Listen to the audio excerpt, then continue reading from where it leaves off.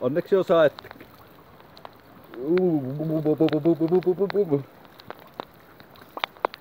Nyt pitäisi olla kohtalaisen puhas pää. Sama se on hiuksia pestäkö sähköt meni eikä pysty töitä tekemään. Sähköt meni eikä pysty töitä tekemään, niin sama vähän pestä nyt sitten tukka.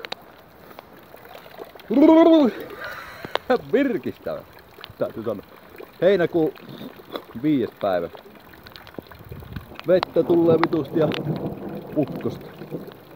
Joo. Ei auta. Ja rakkautemme on totta, toisilleen on luotu mies ja nainen.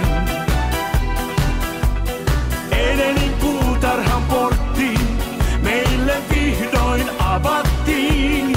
Rakastaa taas saa mies ja nainen.